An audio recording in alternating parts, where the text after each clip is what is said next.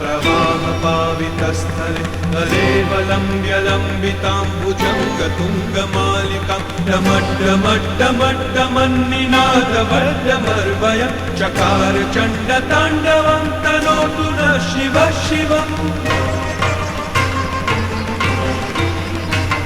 जटाकटाह सम्भ्रमं भ्रमं निलिम्ब निर्झरी विलोलवीचिवल्लरी विराजमानमूर्धनि धगद्धगद्धगज्ज्वलल्ललाटपट्टपावके किशोरचन्द्रशेखरे रतिप्रतिक्षणं मम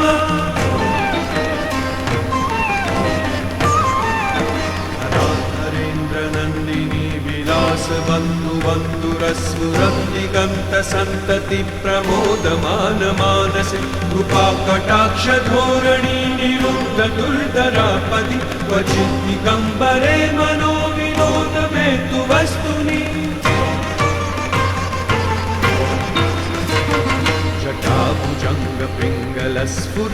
जटाभुजङ्गपिङ्गलस्फुरत्फणामणिप्रभा कदम्बकुङ्कुमद्रव प्रलिप्तदिग्वधूमुखे मदान्धसिन्धुरस्फुरत्वगुप्तरीयमेदुरे मनोविनोदमद्भुतं बिभर्तु कूटवर्धरी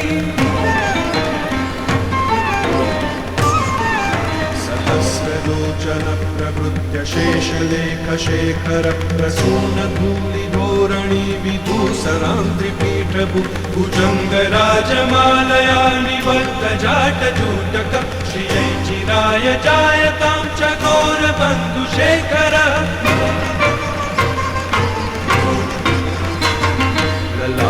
ललाटचत्वरज्ज्वलं धनञ्जय स्फुलिङ्गभानिपीतपञ्चसायकं नमन्निलिम्बनायकं सुधामयूखलेखया विराजमानशेखरं महाकपालिसम्पदे शिरोजटालमस्तु नः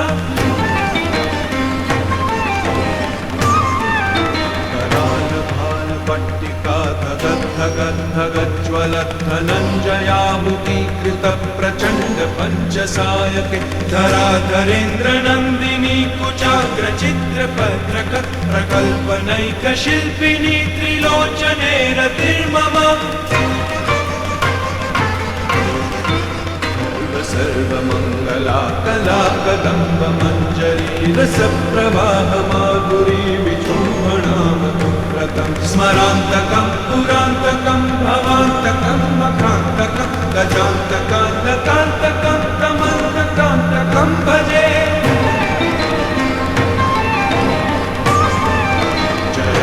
जयध्वदप्रविभ्रमं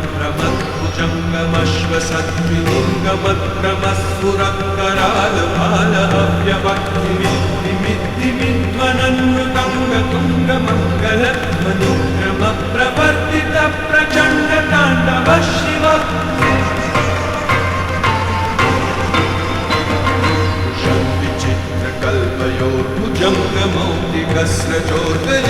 भुजङ्गमौलिकस्रजोर्गरिष्ठरक्तलोष्टयो सुबुद्धिपक्षपक्षयो नृणारविन्दचक्षुषो प्रजामही महेन्द्रयो समं प्रवृत्तिकदा सदा शिवं भजाम्यहम्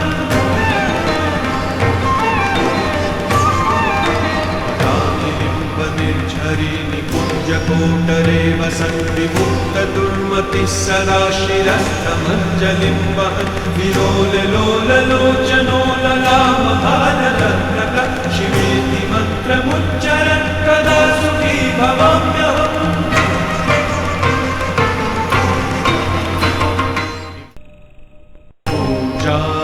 पूजावसानसमये दशवक्त्रगीतम् यः शम्भुपूजनपरं